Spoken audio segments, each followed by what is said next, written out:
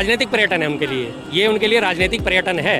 सीधी सी बात, उन्हें पता था कि हादसा हो गया, अब मुझे जाना बनता है, जाके गए, अपना मिले जुले, अपना फोटो खिंचवाए, एक मात्र बच्चा जो व्यक्ति था उससे मिल के आ गए, उनकी तीसरी हो गई, काम खत्म हो गया उनका। तो सरकार को पता है उसकी नज़र में ज़िंदगी जो है लोगों की कीड़े मकोड़ों की तरह है।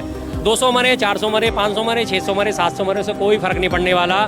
और सबसे बड़ी बात, उसने देख रखा है कि लोग भी हमारे जो है सुस्त हैं। कोई उस चौथी अर्थव्यवस्था में सिर्फ 4 लोग शामिल हैं, एक अडानी, दूसरा अंबानी, तीसरे मोदी जी हमारे और चौथे हमारे गृह मंत्री अमित शाह जी। मात्र ये 4 लोग शामिल हैं। इन 4 लोगों के लिए वो $4 ट्रिलियन की व्यवस्था है। डबल इंजन की सरकार है, इसीलिए डबल इंजन फेल हो गया।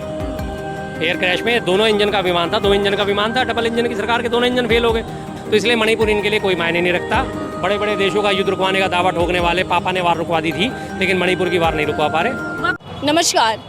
देश में बढ़ते हादसों को लेकर न केवल देश भर में सियासत हो रही है, बल्कि सत्ता पक्ष की जवाबदेही और जिम्मेदारी को लेकर भी सवाल उठ रहे हैं। आखिरकार देश के अंदर अलग अलग जगह पर जो हादसे हो रहे हैं, चाहे पुल गिर रहा हो या फिर विमान की क्रैश होने की जो खबरें आ रही हैं, वो देश को विचलित कर रहे हैं। लेकिन सरकार खामोश है या फिर सरकारी मंत्री कह देते हैं कि हादसे को कोई रोक नहीं सकता, कोई टाल नहीं सकता। इस पर चर्चा करते हैं मेरे साथ शर्मा जी जुड़ चुके हैं, उनसे समझते हैं कि क्या उनकी राय है और क्या वाकई केवल और केवल बड़े हादसों के बाद ही सिस्टम जागता है, कुछ दिन खाना पूर्ति करता है और उसके बाद सो जाता है। क्या सिस्टम को, व्यवस्थाओं को ठीक करने की जिम्मेदारी नहीं उठानी चाहिए? इसको लेकर सवाल जवाब करते हैं। क्या कुछ कहना चाहेंगे शर्मा जी? बिल्कुल है जी, देखिए सिस्टम की लापरवाही है। विमान क्रैश हुआ है, उसके बाद पुल भी टूटा और उसके बाद केदारनाथ में हेलीकॉप्टर भी क्रैश हुआ है, जिसमें फिर से 7 लोग मारे गए हैं। और उसके बाद अभी आप ये देखिए कि कुछ दिन पहले हमारे दिल्ली में अप्रैल मई के आसपास की बात है, जब बारिश आई थी, उससे पहले चुनावों से पहले, उससे पहले जब बारिश आई थी और वो पानी भर गया था, वाटर लॉगिन हो गया था और बिजली में करंट आ गया था, गेटों में करंट आ गया था। एक व्यक्ति जो है यूपीएससी का अभ्यर्थी था, वो मारा भी गया था। उस हादसों से क्या सबक सीखा? आज अभी 2 दिन पहले ये देखिए, परसों की जो आंधी बारिश आई है, आर-के-पुरम में 2 व्यक्ति मारे गए, फिर उसी करंट से मारे गए। तो अगर सबक सीखा होता तो ऐसी नौबतें नहीं आती ना। तो ये सरकार में सबक नहीं सीखा जाता। इसमें इन्हें पता है कि आज हादसा हो रहा, होने दो, एक दिन शोर मचाएंगे, वो भी सोशल मीडिया वाले लोग शोर मचाएंगे। मेन मीडिया में कहीं कोई डिबेट नहीं होगी। तो मेन मीडिया जो है इनका चरण चुंबक है, चाटुकार चैनल है सारे के सारे, वो इस पर डिबेट ऑर्गेनाइज ही नहीं करेंगे, इन मुद्दों को उठाएंगे ही नहीं। तो इसलिए हमारा कुछ बिगड़ना ही नहीं है। इसलिए उन्हें पूरी तरह निश्चिंत हैं, पूरी तरह लापरवाह हैं। जो हो रहा है होने दो। लेकिन ये बार बार जो कहना कि हमारे गृह मंत्री साहब का बयान कि जी दुर्घटना है, दुर्घटना को कोई नहीं रोक सकता। दुर्घटनाएं बिल्कुल रोकी जा सकती हैं, बिल्कुल रोकी जा सकती हैं दुर्घटनाओं के लिए। अगर आप अपना वाहन लेके चल रहे हैं, उसको आप इंजन को ध्यान से नहीं लेके चल रहे, उसमें तेल भरवा के नहीं चल रहे, उसमें मेंटेनेंस करके नहीं चल रहे, तो दुर्घटना होगी। नेपोलियन बोनापार्ट का एक उदाहरण देता हूँ, बहुत पुरानी बात है। नेपोलियन बोनापार्ट जो है अपनी आखिरी लड़ाई हार गया था। किस वजह से? क्योंकि जब वो अपने घोड़े पे जा रहा था, उस टाइम की सारी लड़ाइयाँ घोड़ों पे हुआ करती थी, तो उसके घोड़े की जो है एक नाल निकल गई थी। उसकी नाल निकलने के बाद रास्ते में उसे सचेत करा गया, देखो आपके घोड़े की नाल निकल गई है। उसने कहा कोई बात नहीं, मैं नेपोलियन हूँ, मैं जीत जाऊँगा। अल्टीमेटली घोड़े की नाल निकलने की वजह से घोड़ा जो है लड़खड़ा गया, गिर गया और नेपोलियन को वो हार माननी पड़ी। क्यों? सिर्फ एक छोटी सी घटना थी कि उसकी जो है घोड़े की नाल निकल गई थी पैर से। तो वही चीज़ें होती हैं, जब छोटी छोटी चीज़ों को आप मेंटेन नहीं करोगे। आप अपनी गाड़ी ही लेकर चलते हैं, टायरों में हवाई पूरी नहीं होगी, तो आपका दुर्घटना होने के चांसेस पूरे हैं। आपका इंडिकेटर काम नहीं करेगा, आप बिना इंडिकेटर दिए कहीं मुड़ जाते हो, पीछे से गाड़ी आती है, वो ठोक देती है, जाहिर सी बात है दुर्घटना होगी। जब आप इन सब चीज़ों से ध्यान रख के चलोगे तो कोई दुर्घटना क्यों होगी? लेकिन घटना स्थल पर प्रधानमंत्री जी जाते हैं, मोदी जी, मंत्री जी जाते हैं और वहाँ का पूरा हालात देखते हैं, जायजा लेते हैं कि कितनी गंभीर स्थिति वहाँ पर बनी। इसको लेकर भी ट्रोल हो रहे हैं, क्या कुछ कहना चाहेंगे? वो तो उन्हें अपना पर्यटन करना था, राजनीतिक पर्यटन है उनके लिए, ये उनके लिए राजनीतिक पर्यटन है। सीधी सी बात, उन्हें पता था कि हादसा हो गया, अब मुझे जाना बनता है, जाके गए, अपना मिले जुले, अपना फोटो खिंचवाए, एक मात्र बच्चा जो व्यक्ति था उससे मिल के आ गए, उनकी तीसरी हो गई, काम खत्म हो गया उनका। तो अब किसकी जिम्मेदारी है? एयर इंडिया की जिम्मेदारी है, ATC की जिम्मेदारी है, नागरिक उड्डयन मंत्रालय की जिम्मेदारी, किसकी जिम्मेदारी है वो कहीं तय नहीं होगी।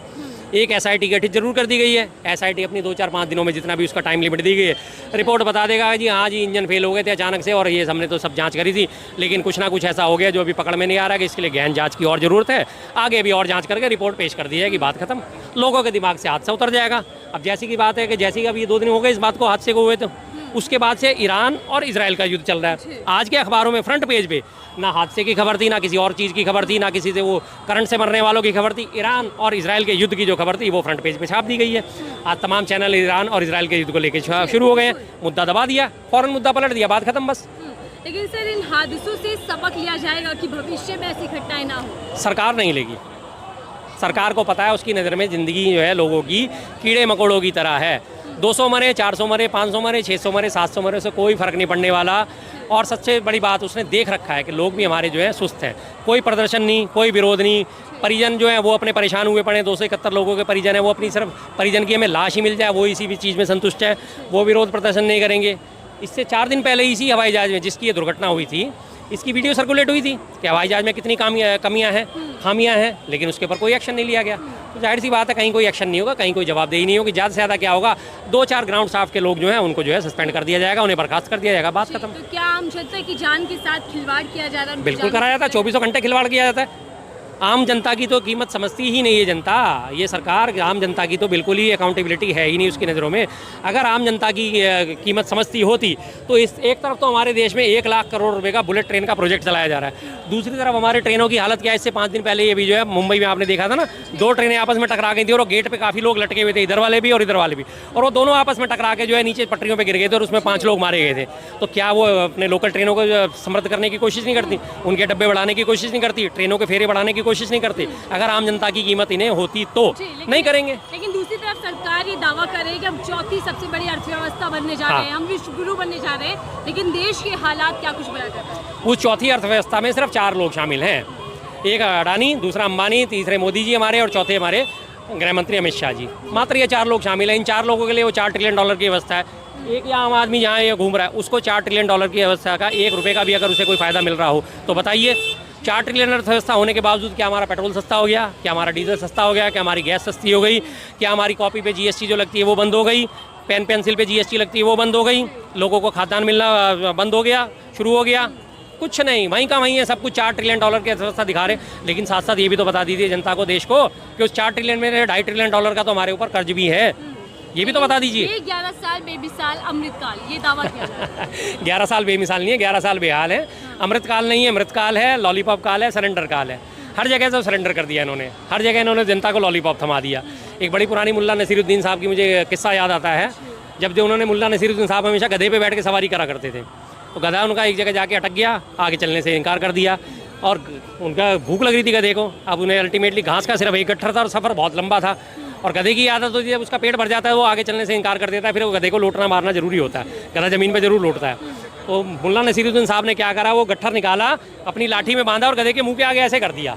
अब गधे को हरी हरी घास का ताज़ा ताज़ा गट्ठर दिखाई दिया और गधा आगे के लिए बढ़ा कि अब तो ये घास मेरे मुंह में आई, अब तो ये घास मेरे मुंह में आई, अब तो ये घास मेरे मुंह में आई। तो वही काम है हमारी, सरकार ने करा है 2014 में 2 करोड़ रोजगार मिलेंगे, हाँ, नौकरियां मिलेंगी, हाँ, काला धन वापस आएगा, हाँ, दाऊद को वापस लाया जाएगा, हाँ, सबको पक्का मकान मिलेगा, हाँ, जनता पीछे जा रही है, वो वादे आगे पहुंचते जा रहे हैं। 2020 तक गंगा साफ हो जाएगी, हो गई गंगा साफ, सबको पक्का मकान मिल जाएगा, मिल गया सबको पक्का मकान। प्रत्येक व्यक्ति के खाते में 15-15 लाख रुपए ऐसे ही आ जाएंगे, आगे 15-15 लाख रुपए। कौन सा वादा पूरा करा? सिर्फ ये वो गट्ठर आगे डाल दिया लोगों का, इसी गट्ठर को देखते देखते लोग भागे जा रहे हैं। लॉलीपॉप काल इसलिए कहते हैं इसको। लेकिन सर पहलगाम जी, मणिपुर में हिंसा जो अभी तक भड़की हुई है जी, हम विमान क्रैश होने की बात कर रहे हैं या फिर भगदड़ के मामले जो दिल्ली से लेकर यूपी और बेंगलोर तक आ रहे हैं, ये सब कुछ क्या दर्शा रहा है? क्योंकि सरकार मजबूती का डबल इंजन का दावा लगातार करती है। डबल इंजन की सरकार है, इसीलिए डबल इंजन फेल हो गया। एयर क्रैश में 2 इंजन का विमान था, 2 इंजन का विमान था, डबल इंजन की सरकार के 2 इंजन फेल हो गए। और रही बात मणिपुर की, तो मणिपुर तो अब आप जिक्र करना ही बंद कर दीजिएगा, मुझे नहीं लगता कि मणिपुर हमारे देश में भी है। अगर हमारे देश में होता तो कोई ना कोई ठोस कदम उठाए जाते हैं। मणिपुर में राष्ट्रपति शासन लगा दिए गए, उसके बावजूद भी वहाँ हज़ारों की तादाद में हथियार मिल रहे हैं, 5-5 दिन तक इंटरनेट बंद हो रहा है, हिंसा ज़बरदस्त तरीके से वहाँ पे फैल रही है, लेकिन मणिपुर में कोई चिंता नहीं है। क्यों? मणिपुर में सरकार गाहे बगाहे किसी ना किसी तरह से इन्हीं की है, राष्ट्रपति शासन है तो जाहिर सी बात है इन्हीं की सरकार है। उससे पहले भी बीजेपी की सरकार थी। और दूसरी चीज़, मणिपुर में सिर्फ लोकसभा की 2 सीटें हैं और आने वाले टाइम में अगले 5 साल तक लोकसभा के चुनाव होते नजर आते नहीं हैं, तो इसलिए मणिपुर इनके लिए कोई मायने नहीं रखता। बड़े बड़े देशों का युद्ध रुकवाने का दावा ठोकने वाले पापा ने वार रुकवा दी थी, लेकिन मणिपुर की वार नहीं रुकवा पा रहे। वापस आते हैं सर अहमदाबाद, प्लेन क्रैश होता है, लेकिन वो गुजरात है जिस गुजरात मॉडल पर भारतीय जनता पार्टी पूरे देश में सत्ता हासिल की है। जी, ठीक है, ऐसा गुजरात मॉडल जहाँ पर 265 लोगों के मरने की खबर आती है, वो भी टेक्निकी खराब या फिर लापरवाही। देखिए, गुजरात मॉडल की जो है बड़ी ज़बरदस्त प्रचारित करा गया था, गुजरात मॉडल 2014 से गुजरात मॉडल, लेकिन ये कभी नहीं बताया गया कि गुजरात मॉडल में हो क्या रहा है भाई, गुजरात मॉडल में है क्या हुआ गुजरात मॉडल में, कि क्या तरक्की कर गया गुजरात, क्या तरक्की गुजरात ने कर ली? कुछ नहीं, बस गुजरात मॉडल है जी, शानदार गुजरात मॉडल है। उसी गुजरात मॉडल की हालत ये है कि गुजरात में मोरबी का जो पुल है वो ढह गया था पिछले साल, 135 लोग मारे गए, जनता के ऊपर जिम्मेदारी डाल दी गई, जनता ज़्यादा चढ़ गई थी पुल पे और वजन ज़्यादा हो गया था, जिनकी वजन की वजह से ये है पुल ढह गया। कितना शानदार, अपनी तीसरी हो गई। कोई उसमें नहीं पकड़ा गया कि वो एमसीडी का कॉन्ट्रैक्टर वगैरह किसी को पकड़ के उसको बर्खास्त कर दिया था, बात खत्म। उसके बाद वो मारे गए, कोई फर्क नहीं पड़ता। बिहार में एनडीए की सरकार होने के बावजूद 1 महीने के अंदर ही 12 पुल गिर जाते हैं, कोई अकाउंटेबिलिटी नहीं किसी की, कोई जिम्मेदारी नहीं, कुछ नहीं पूछा जाता। केदारनाथ में हेलीकॉप्टर क्रैश हो जाते हैं, 7 लोग मारे जाते हैं, किसी की कोई जिम्मेदारी तय नहीं होती।